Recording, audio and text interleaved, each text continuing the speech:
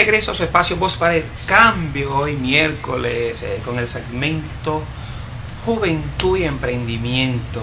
Qué bueno conectar con ustedes ahí que están cada día siguiendo a Voz para el Cambio. Y hoy de manera especial vamos a conversar con una persona que le interesa, que conoce, que trabaja y que hace un esfuerzo para aportar su granito de arena en ese compromiso social, en ese compromiso como educador, en ese compromiso como dominicano, como duartiano, que intenta y que cree que este país merece un mejor destino. Y para eso le damos la bienvenida al comunicador, al licenciado Nicanor Leiva. Placer de tenerte en Voz para el Cambio. Por esa presentación. Para mí también es un honor ser parte de las voces que propugnan por el cambio. Así que un saludo a los amigos televidentes. Sí. El poder tenerte con nosotros en este espacio, primero, a partir de una preocupación que tenemos como programa Voz para el Cambio, que tenemos como sociedad, como país, y es el tema de la juventud, y más orientado al tema de la tasa tan elevada del desempleo. Estamos hablando que de los dominicanos y las dominicanas, casi 3 millones que tienen capacidades, habilidades, por lo menos la edad, son jóvenes que están económicamente activa, y de esos 3 millones de dominicanos jóvenes, solamente un 45% tiene acceso a lo que es un empleo. Sí. Y luego dentro de ese 45%, de esos 3 millones que tiene, que puede esa parte útil como trabajo, pero que solamente logra tener un empleo, el que lo tiene también son empleos que muchas veces no lo sacan de la miseria. Y vengo y te trato ese tema con esta parte puntual, porque bueno, ¿qué tiene que ver eso el Estado? Pero también todo el tema de las potencialidades, todo el tema de un proyecto de vida, todo el tema de trabajar inclusive a partir de lo que somos capaces desde la vocación. Entonces yo te tiro ahí ese tema amplio para que tú puedas deleitarnos y analizar este tema aquí en Voz para el Cambio. Sí, yo creo que tú acabas de dar en la diana con la palabra vocación, porque yo creo que es lo primero que tenemos que definir. Y aquí se analiza el tema de la juventud y el emprendimiento, y ahora mismo se habla bastante de emprendimiento, pero sabemos que el emprendimiento, sobre todo en países donde hay tantas cosas que no están aseguradas y faltan tantas políticas públicas para ayudar en ese sentido, el emprendimiento es una aventura en muchas ocasiones.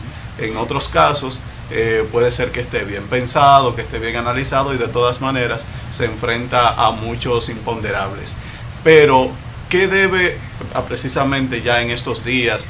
Pasaron los exámenes, ya hubo fiestas de graduación, pasaron pruebas nacionales. Los jóvenes están pensando actualmente en ingresar a una carrera universitaria. Y viene ya, por ejemplo, el semestre para muchas de las universidades, el semestre de agosto. Otras empiezan un poco antes, un poco después, pero una gran parte de la población de la juventud que ahora ha salido de cuarto de bachillerato va pensando en ingresar a una universidad. Pero ¿qué pasa? Ahí viene el momento difícil de la decisión. Digo momento difícil porque para muchos se hace una decisión un poco compleja, pero para otros también es complicado, porque aun cuando van seguros de que quieren ir a esa carrera, hay las estadísticas de que el 53% de quienes ingresan a una carrera universitaria terminan o desertando o cambiando de carrera luego. Entonces lo que quiere decir es que el momento de elegir una carrera es un momento muy serio que debe empezar a pensarse, no cuando usted sale del bachillerato, no cuando se gradúa de bachiller, sino desde tercero, quizás desde segundo, ojalá desde primero. Bueno, ya ahora el primero es lo que antes era el séptimo de primaria, pero digamos 2, 3 años atrás, para que usted tenga el tiempo de analizar suficientemente hacia dónde usted va. Entonces hablábamos de vocación. Esa población que está en el bachillerato, que termina el bachillerato y piensa ingresar a una carrera, de la experiencia que tengo, he visto que en las escuelas y los colegios tienen un proyecto de vida. Ayudan a los muchachos que esos últimos años puedan por lo menos escribir, tener plasmado un proyecto de vida, pero ¿qué pasa? Que no se logra que ese proyecto de vida pueda conectar con lo que es su vocación, pero también una vocación que tiene que estar al servicio a partir de las necesidades que la misma sociedad exige a la hora de elegir una carrera como un oficio, para desde ahí insertarse en el mundo laboral, pero también de esa vocación de servicio hacia la comunidad y que sea productivo. Y lo productivo no solamente desde el punto de vista de generación de unas ganancias, sino lo productivo en términos del valor que usted aporta a la sociedad, a un proceso, etc.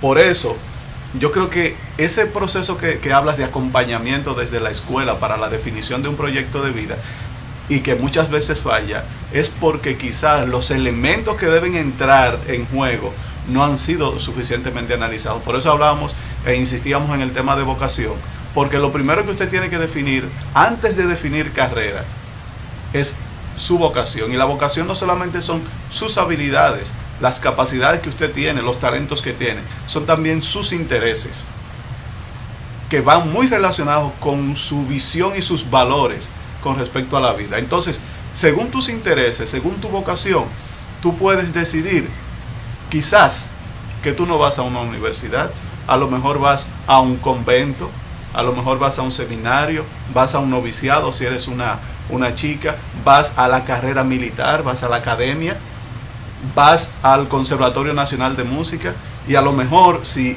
además del Conservatorio Nacional de Música vas a una universidad, entonces debes pensar en una carrera que se complemente con esos conocimientos que tienes de música, pero qué sé yo, danza, artes plásticas. Entonces primero define eso, primero define cuál es tu vocación, y entonces luego viene el siguiente paso. ¿Vas a una carrera universitaria? Entonces ahí sí, entonces vienen otros elementos que tiene que tomar en cuenta, pero todavía antes de entrar a la carrera universitaria tenemos que hablar de las inteligencias múltiples. Una teoría de un educador estadounidense, Howard Gardner, que agrupa las habilidades y la capacidad de las personas de desarrollarse en determinadas áreas, las agrupa en 8 tipos de inteligencia.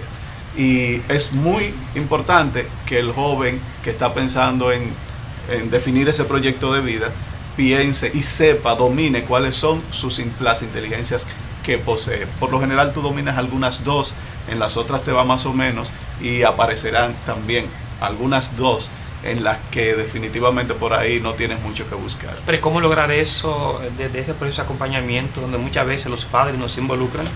Y luego ese joven, ese adolescente, ese niño que va a la escuela, tampoco tiene a unos docentes, a unos maestros que pueda acompañar a descubrir esas inteligencias múltiples y ver eso como un potencial que hay que irlo trabajando y que se vaya definiendo inclusive en ese perfil que luego terminamos con una toma de decisiones.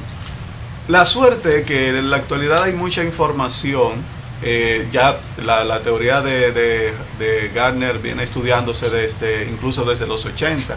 Ya las carreras de formación docente vienen ampliándose, abriéndose un poco más con respecto a que desde el aula todos los muchachos no deben recibir los conocimientos o el compartir de los conocimientos de la misma manera, porque no todo el mundo aprende de la misma manera.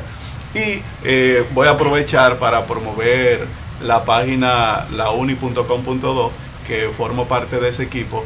Tenemos precisamente un artículo ahora en línea sobre el tema de las inteligencias múltiples, pero podemos resumir aquí de qué van. Son 8, es la verbal lingüística, entiéndase la gente que tiene capacidad de a través de la expresión oral y escrita desarrollar conceptos. Aquí podemos hablar... Hace falta mucho eso aquí en este país. Aquí podemos hablar de los poetas, de los escritores, de los científicos sociales, etc. Está la lógico-matemática, es aquella de las mediciones, de los cálculos, de la lógica, de los elementos estructurales, y aquí hablamos de contadores, hablamos de ingenieros, pero también de los ingenieros en sistema, no solamente ingenieros estructurales. Hablamos, eso ya va la verbal lingüística, la lógico-matemática, la espacial, es la gente que se desarrolla bien en los espacios, que domina el tema espacial. Hablamos, por ejemplo, aquí en el país, de los marinos, de los pilotos, pero también imagínate los astronautas, etcétera. Pero también podemos hablar de otro tipo de profesionales que se manejan con todo lo que tiene que ver con su relación con el espacio. Ahora, está también que no se confunda esta con la corporal sinestésica, que es la del movimiento. Y aquí lo que te apunta es hacia la gente que tiene dominio sobre los espacios bidimensionales o tridimensionales. Y aquí entonces hablamos de escultores, de pintores, de artesanos. Está la musical, ahí no hay que explicar mucho. Los compositores, los músicos, los cantantes, los que hacen instrumentos musicales. Y luego está la naturalista.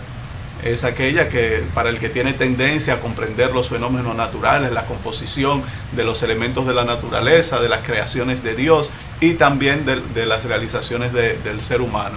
Y luego hay unas que tienen que ver con la tendencia que tú tienes hacia la socialización. Y está la interpersonal y la intrapersonal.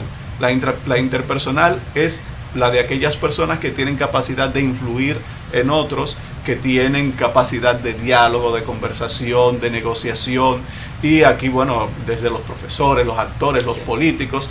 Y está la intrapersonal, que es la que habla del dominio del propio ser, de conocerse y también tener control. Pero ese control te ayuda también, te permite ayudar a otros. Y aquí que eso ayudaría mucho en una sociedad tan violenta que tenemos. Sobre todo. Por eso hablamos ahí de los psicólogos, los teólogos, los filósofos.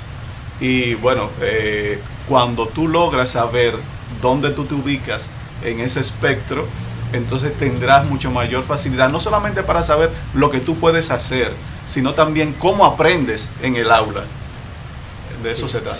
Vamos a ir a una pequeña pausa, Nicanor, para que nosotros en breve minuto o segundo vamos a continuar con este tema que está muy interesante. Hagamos una pausa, por favor.